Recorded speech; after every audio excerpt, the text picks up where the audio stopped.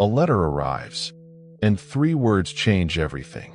William is dead, murdered, a child with laughing blue eyes and rosy dimpled cheeks, gone, and Victor Frankenstein, rushing home through a violent storm, sees something in a lightning flash. That makes his blood run cold. This is Frankenstein. Chapter 7. Mary Shelley, 1818. Midnight Volume. On my return, I found the following letter from my father. My dear Victor, you have probably waited impatiently for a letter to fix the date of your return to us, and I was at first tempted to write only a few lines, merely mentioning the day on which I should expect you. But that would be a cruel kindness, and I dare not do it. What would be your surprise, my son, when you expected a happy and glad welcome, to behold, on the contrary, tears and wretchedness? And how, Victor, can I relate our misfortune? Absence cannot have rendered you callous to our joys and griefs. And how shall I inflict pain on my long-absent son? I wish to prepare you for the woeful news, but I know it is impossible. Even now your eye schemes over the page to seek the words which are to convey to you the horrible tidings. William is dead, that sweet child, whose smiles delighted and warmed my heart, who was so gentle, yet so gay.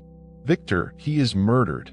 Last Thursday, May 7th, I, my niece, and your 2 brothers went to walk in Plainpalais. The evening was warm and serene, and we prolonged our walk farther than usual. It was already dusk before we thought of returning, and then we discovered that William and Ernest, who had gone on before, were not to be found. We accordingly rested on a seat until they should return. Presently Ernest came and inquired if we had seen his brother. He said that he had been playing with him, that William had run away to hide himself, and that he vainly sought for him, and afterwards waited for a long time, but that he did not return. This account rather alarmed us, and we continued to search for him until night fell, when Elizabeth conjectured that he might have returned to the house. He was not there. We returned again, with torches, for I could not rest, when I thought that my sweet boy had lost himself, and was exposed to all the damps and dews of night.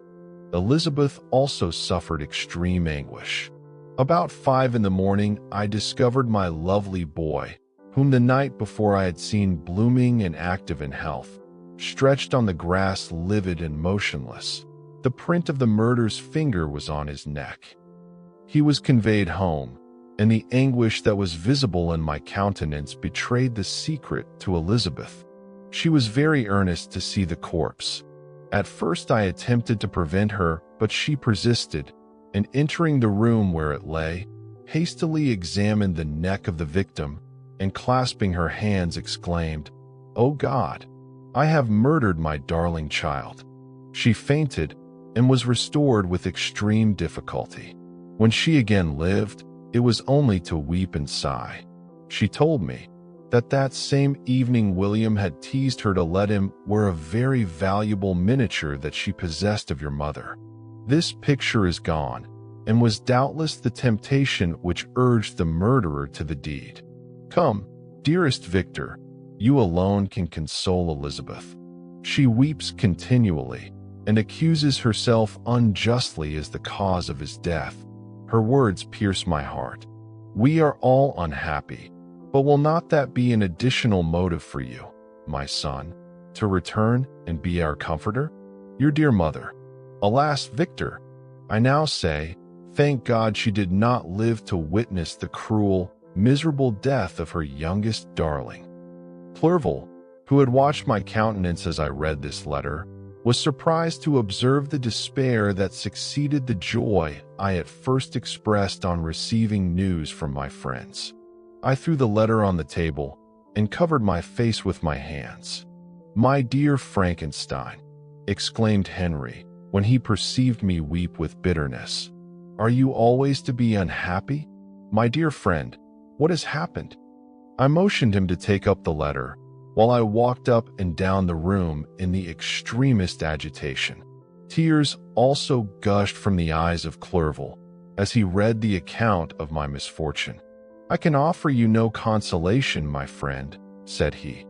"Your disaster is irreparable. What do you intend to do?"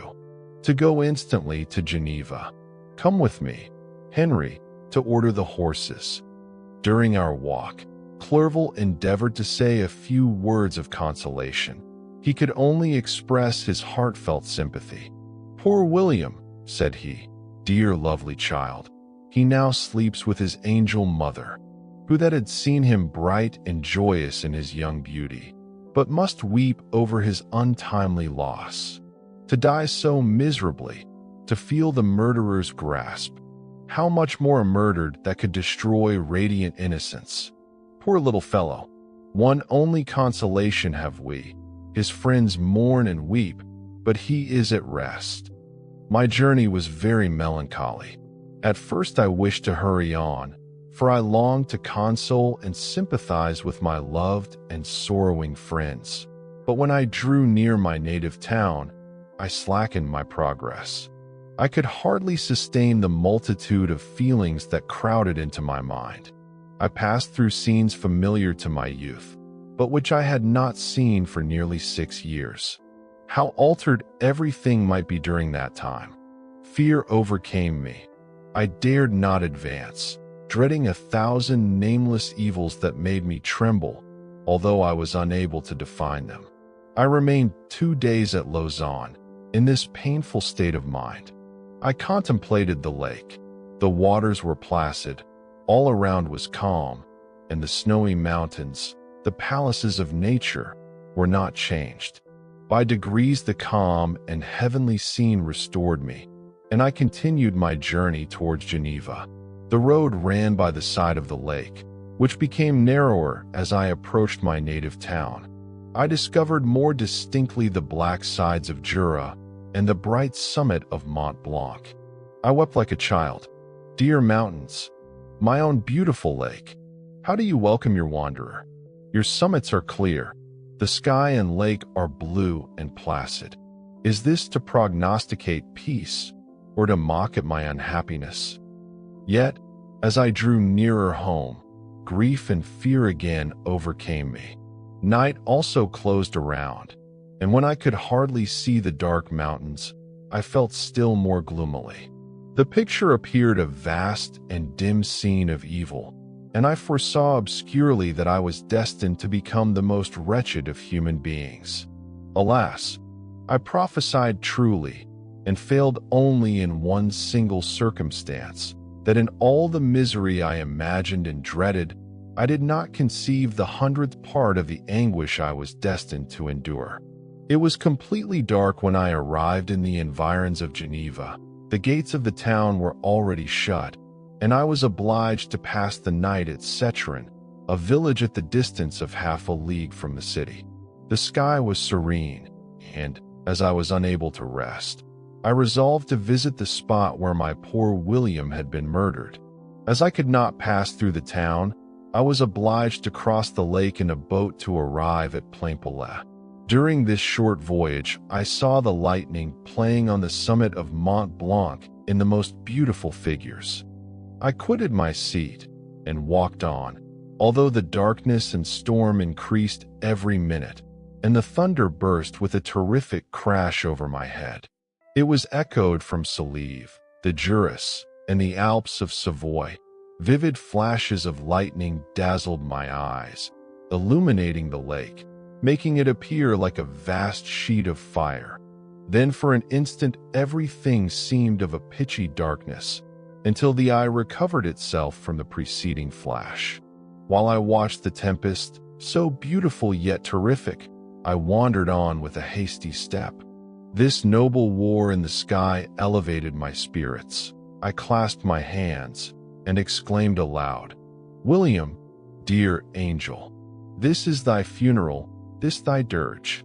As I said these words, I perceived in the gloom a figure which stole from behind a clump of trees near me. I stood fixed, gazing intently. I could not be mistaken. A flash of lightning illuminated the object and discovered its shape plainly to me. its gigantic stature and the deformity of its aspect more hideous than belongs to humanity, instantly informed me that it was the wretch, the filthy demon, to whom I had given life. What had he there? Could he be the murderer of my brother? No sooner did that idea cross my imagination than I became convinced of its truth. My teeth chattered, and I was forced to lean against a tree for support. The figure passed me quickly, and I lost it in the gloom. Nothing in human shape could have destroyed the fair child. He was the murderer. I could not doubt it. The mere presence of the idea was an irresistible proof of the fact.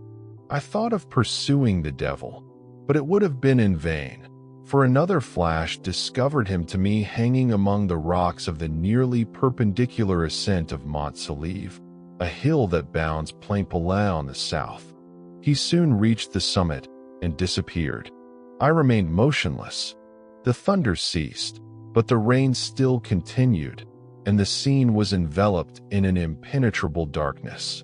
I revolved in my mind the events which I had until now sought to forget, the whole train of my progress toward the creation, the appearance of the works of my own hands at my bedside, its departure. 2 years had now nearly elapsed since the night on which he first received life. And was this his first crime? Alas! I had turned loose into the world a depraved wretch, whose delight was in carnage and misery. Had he not murdered my brother? Day dawned, and I directed my steps towards the town.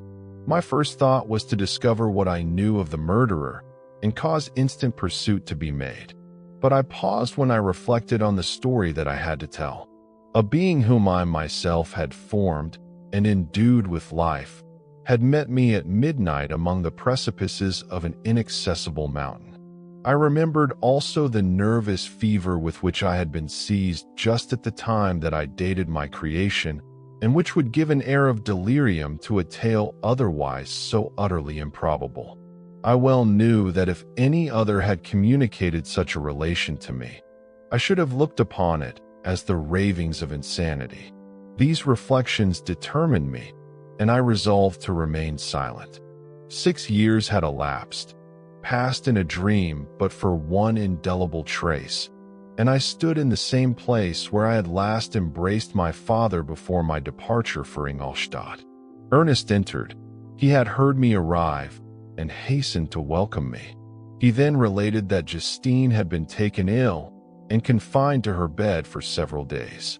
During this interval, one of the servants, happening to examine the apparel she had worn on the night of the murder, had discovered in her pocket the picture of my mother. Upon their deposition, Justine was apprehended. "You are all mistaken. I know the murderer. Justine, poor, good Justine, is innocent."